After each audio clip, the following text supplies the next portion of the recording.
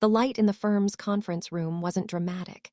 It didn't stream through high windows or cast long, cinematic shadows. It was just flat, fluorescent office lighting that made everyone's skin look slightly gray. My sister, Clara, was already adjusting her cuffs. She had worn silk, a deep, muted plum color that screamed calculated mourning. Next to her, my brother, Julian, was tapping his thumb against the edge of his phone, his eyes flicking down every few seconds to check notifications he didn't need to see. They had brought their spouses, their private legal counsel, and an air of absolute certainty. To them, this room was a formality, a chore. Arthur was dead, and in their minds, Arthur had failed.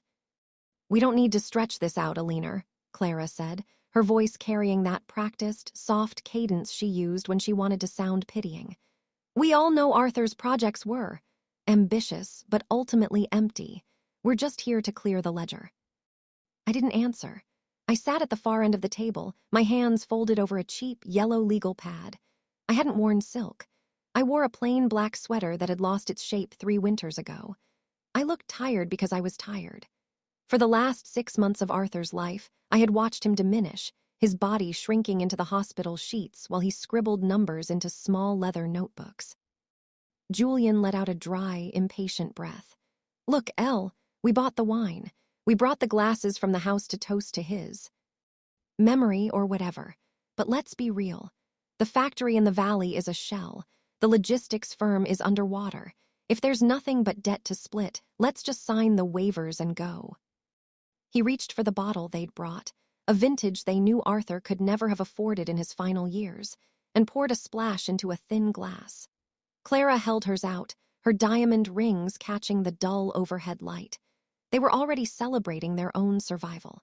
They had spent a decade telling anyone who would listen that I had married a dreamer who would leave me destitute. Today was their victory lap. The door clicked open. Mr. Vance walked in. He wasn't a high-priced city attorney with a sharp suit and a golden tan. He was 68. His tie was slightly crooked, and he carried a battered leather briefcase that looked like it had been dragged through 30 years of small-town probate disputes. "Good afternoon," Vance said, his voice a low, gravelly rasp. He didn't look at Clara or Julian.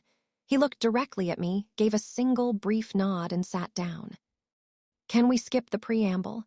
Julian asked, leaning back, balancing his wine glass on his knee.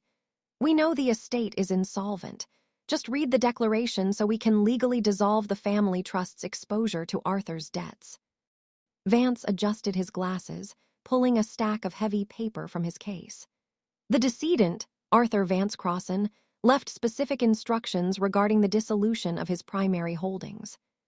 He requested that all immediate family members be present for the disclosure of the corporate structure." Clara laughed, a short, sharp sound. "Corporate structure? Arthur ran a shipping dock and a bankrupt manufacturing line. The structure is a pile of bricks and a tax lien. Let's not dress it up, Mr. Vance." "Arthur was a very meticulous man," I said quietly. It was the first time I had spoken since they sat down. Clara's eyes shifted to me, her expression softening into that weaponized pity again. "Alina, honey, you're in denial. We loved him, but he was a terrible businessman. You lived in a house with a leaking roof for 5 years because he kept pouring every dime into speculative acquisitions. Those acquisitions are worth 0. "Actually," Vance interrupted, his fingers tracing the top page of the document, "the valuation of the primary estate is not 0. "Of course it isn't," Julian muttered, taking a sip of his wine. "It's negative $3 million. We've seen the public filings for Crossan Logistics." "You saw the filings for Crossan Logistics * operating company," Vance corrected. He didn't look up. He flipped a page. The crisp sound of the paper was the only noise in the room for a 3-second stretch. "You did not see the filings for the parent entity." Julian stopped mid-sip. His brow furrowed slightly, but his tone remained arrogant. "There is no parent entity. Arthur bought the dock lands through a standard limited liability structure. The debt is tied to the land." "The land," Vance said, finally looking up over the rim of his glasses, was transferred 48 months ago to a secondary holding firm registered in Delaware under the name *Apex Meridian Group. Are you familiar with that name, Julian? Julian's face didn't change immediately, but his thumb stopped tapping his phone. Apex Meridian is a regional infrastructure trust. They own the deepwater rights for the entire Eastern Rail Corridor. They're a multi-billion-dollar conglomerate. What does that have to do with Arthur's bankrupt dock? Arthur didn't sell the dock to Apex Meridian, Vance said, his voice entirely devoid of emotion. Arthur bought Apex Meridian. The silence that followed wasn't dramatic. It was heavy, the kind of silence that happens right before a bad accident. Clara chuckled, looking at her husband, then back to Vance. That's a ridiculous joke. Arthur didn't have $50,000 to fix his own truck last summer. He asked Julian for a loan. And I turned him down, Julian said, his voice dropping an octave, losing its casual edge.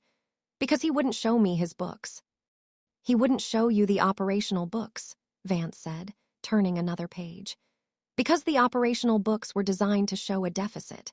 For 4 years, Arthur utilized a legal mechanism known as an asymmetric equity swap. He allowed the local operations to appear insolvent while funneling the underlying land titles and the deepwater access rights into a private class of shares within Apex. He didn't take a salary. He didn't take dividends. He took voting stock. Vance reached into his briefcase and pulled out 3 separate folders, sliding them across the table toward Julian and Clara. Section 4 of the will details the distribution of these specific assets, Vance continued. Arthur knew you considered his work worthless. In fact, he kept a log of every family gathering where his financial standing was discussed. He was very precise. Clara didn't touch her folder. She stared at it like it was a small animal that might bite. What are you saying? I'm saying, Vance leaned forward, that Crossan Logistics was a front. A shell designed to absorb liability while he quietly accumulated 42% of the controlling interest in the state's largest transit grid. And under the hidden terms of the corporate charter, he executed 3 weeks before his passing. Those shares carry a mandatory liquidation preference. Julian picked up the folder. His hands were steady, but his skin had gone from gray to a stark, unnatural white. He flipped to the 3rd page, his eyes scanning the columns of numbers. He didn't read them aloud. He didn't have to. The sound that broke the room's silence was the sharp, clean ring of Julian's wine glass hitting the hardwood floor. He hadn't thrown it. His fingers had simply loosened, letting the thin glass slip from his hand. The dark red liquid pooled around his leather shoes, soaking into the wood, but he didn't even look down. This isn't real, Julian whispered. This says 38 million, cash equivalent. 38,700,000, Vance corrected, before the real estate appreciation is factored in. Clara stood up so fast her chair screeched against the floor. That's ours. The family trust funded his first startup 20 years ago. That money belongs to the collective estate. The family trust funded a loan, I said, looking up from my yellow pad, which Arthur paid back with interest in 2018. I have the receipt in my kitchen drawer, Clara. You signed it. Clara looked at me, her eyes wide, the pity completely evaporated, replaced by a raw, panicked hunger. Eleanor, you can't do this. We're your family. Arthur was family. You can't keep this from us. I'm not keeping anything from you, I said, my voice remaining level, almost gentle. Arthur did. Vance cleared his throat, drawing their attention back to the papers. If you look at page 6, paragraph 2, the decedent left a specific provision for his siblings. Julian looked up from the folder, a tiny spark of hope flickering in his eyes. What provision? He leaves you the factory, Vance said. The bankrupt one, and the $3 million in operational debt tied to it. The terms state that if you reject the debt, you forfeit any right to challenge the parent entity's distribution. You have 60 seconds to decide if you want to sign the waiver. Julian didn't look at the floor where the spilled wine was slowly darkening the wood. His eyes were glued to page 6, his mouth open just enough that I could hear his shallow, rapid breathing. The silence in the room changed from stunned shock to the cold calculation of people who realized they had just stepped into a trap they had dug for someone else. "This is a setup," Clara whispered, her fingers digging into the edge of the table. Her plum-colored silk sleeve dragged slightly through a stray droplet of wine, but she didn't notice. "This is entirely fraudulent." Arthur didn't have the legal mind to construct an asymmetric equity swap. "Eleanor, you found some bottom-tier lawyer to fabricate these documents to extort us." Mr. Vance didn't look offended. He reached back into his worn briefcase and pulled out a heavy, notarized ledger with the official seal of the Delaware Chancery Court. He slid it across the table until it rested right against Clara's knuckles. "The filings were validated 4 years ago, Mrs. Sterling," Vance said. "If you check the stamp, you'll find the primary clerk was your husband's former law partner. Arthur was very intentional about whose names were on the validation records. He wanted to ensure there would be no questions regarding conflicts of interest." Clara's husband, George, who had sat silently the entire time, suddenly leaned forward. His face was flushed. He looked at the ledger, then at the signature block, and slowly pulled his hand back as if the paper were hot. "He's right, Clara. That's Dave's signature. This is an official corporate ledger. It's been active for 48 months. "I don't care whose signature it is," Clara snapped, her voice losing every ounce of its practiced refinement. She glared at me, her eyes narrow and sharp. "Eleanor, look at me. You lived in that rotting house. You let us send you old coats for the winter. You let us think you were drowning. If you had this kind of leverage, why didn't you say anything? Why did you let Arthur die in a public ward?" "Because he wanted to see who would show up," I said. My voice was quiet, but it cut through her anger like a blade. Julian stopped turning the pages. "Arthur spent 3 years asking each of you for a small partnership," I continued, leaning back in my chair. "Not for money. He asked you, Julian, to clear a single shipping lane using your logistics license. You told him you didn't waste resources on failing hobbies. He asked you, Clara, to let him use the empty warehouse on the north side to store his dry goods.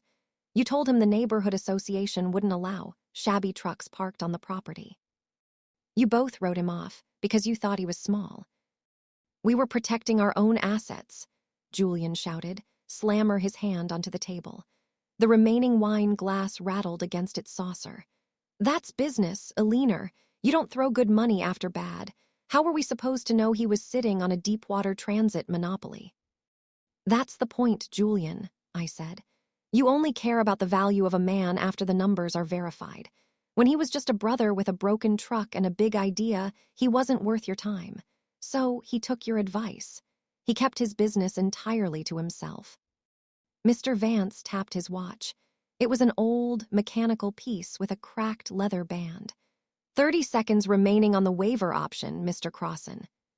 If you do not execute the document releasing the parent entity from liability, the automated debt call provision in the Crossan Logistics operating charter will trigger. What does that mean? Julian demanded, his voice cracking slightly. What debt call? It means, Vance said, that the $3 million in operational debt currently held by the local factory will be legally called due by the primary creditor. And the primary creditor is Apex Meridian Group *, which means within 24 hours, Apex will foreclose on the factory, seize the land, and hold you personally liable under the cross-collateralization agreement you signed with Arthur 5 years ago to secure your own supply lines. Julian's breath caught. He looked at George, his brother-in-law, for legal confirmation. George only gave a slow, miserable nod. Arthur held my supply lines, Julian whispered. The North Corridor. He owned the paper on my own distribution center. He bought the debt from the regional bank when they consolidated in 2024, Vance explained calmly. He paid 80 cents on the dollar. You've been paying your monthly mortgage directly to an anonymous holding company called *EC. Holdings *. EC stands for Eleanor Crossan. He bought your debt to secure his wife's future, Julian. If you don't sign the waiver, Eleanor owns your warehouse by tomorrow morning. The power dynamics in the room didn't just shift, they shattered. Clara slowly sank back into her chair, her face completely drained of color. She looked at the cheap yellow legal pad in front of me, realizing that every note I had taken wasn't a record of their insults. It was a checklist of their liabilities. Julian picked up the pen that sat beside the folders. His fingers were shaking so violently, he could barely align the tip with the signature line. "If I sign this," Julian said, his voice trembling, "the personal liability is severed.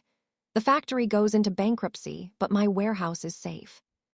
"Your warehouse remains under the current lease terms," Vance said, "but the debt remains active. You will pay your sister Alina the remaining balance over the next 15 years, at 7% interest, just as you negotiated with the bank." 7%, Julian looked up, horrified. "The market rate dropped to 4 last month." "Arthur didn't change the terms," I told him. "He kept exactly what you agreed to when you thought you were dealing with a stranger. You always said contracts are sacred, Julian. I'm just honoring your philosophy." With a choked sound, Julian brought the pen down and scribbled his name across the bottom of the page.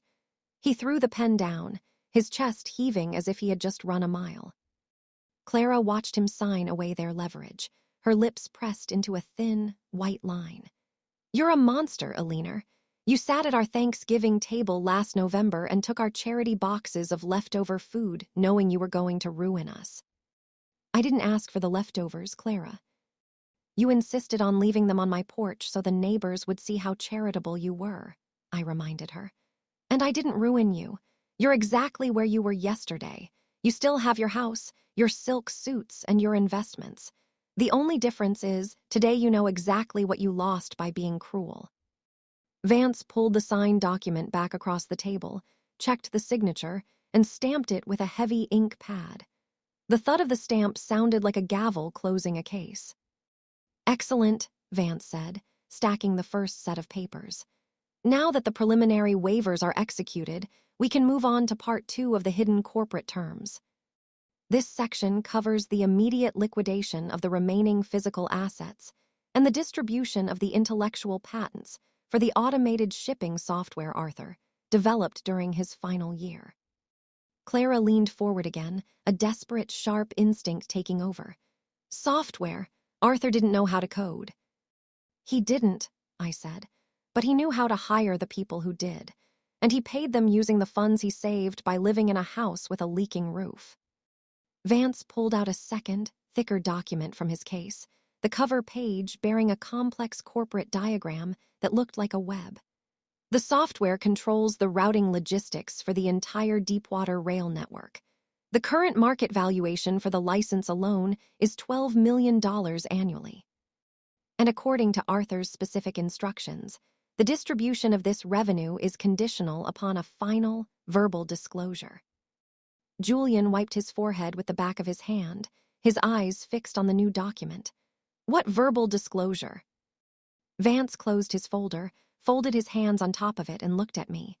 "The floor is yours, Alina." The room felt smaller now, the flat light highlighting the fine lines of sweat on Julian's forehead and the tight, rigid set of Clara's jaw. They weren't looking at the folders anymore. They were looking at me, waiting for the final blow, their arrogance completely replaced by a tense, defensive dread. I picked up the yellow legal pad. I didn't read from it. I just rested my fingers against the cardboard backing. "Arthur knew he was dying for 18 months before he went into the hospital," I began, keeping my voice conversational, almost light. "When he got the diagnosis, his first instinct wasn't to secure the patent or hide the shares. His first instinct was to call a family meeting. Do you remember January of last year?" Clara blinked, her mind racing backward. "We had the winter chalet rented. We told him we couldn't reschedule." "Right," I said. "You told him that a weekend in Aspen was non-negotiable because George's partners were attending. So Arthur drove up to see you, Julian. He sat in your office for 2 hours waiting for a meeting. When you finally let him in, you gave him 10 minutes because you had a lunch reservation." Julian shifted in his chair, his eyes dropping to the stained floorboards. "I was running a logistics firm, Alina.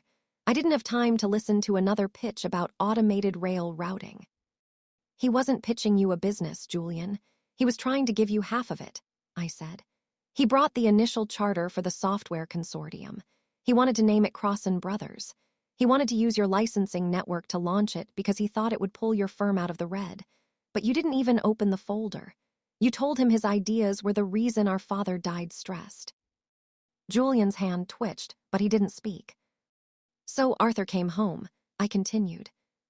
He sat at our kitchen table, looking at the ceiling where the rain was coming through, and he told me that the hardest part of poverty isn't the lack of money. It's the way people look through you when they think you have nothing to offer them. He decided right then that if his family only valued wealth, he would build a mirror. He wanted to show you exactly what your version of the world looked like. I leaned forward, placing both hands flat on the table. The conditional term for the software revenue is simple. The $12 million in annual licensing fees is tied to a blind trust. For the next 5 years, that trust will automatically purchase the debt of struggling regional businesses in this state, specifically, independent suppliers who are being squeezed out by larger corporations. Clara's eyes widened as the realization hit her. You're funding our competitors. I'm funding the people you dropped, I corrected. Arthur's trust will provide interest-free capital to the exact small-scale logistics firms Julian has been trying to price out of the northern market.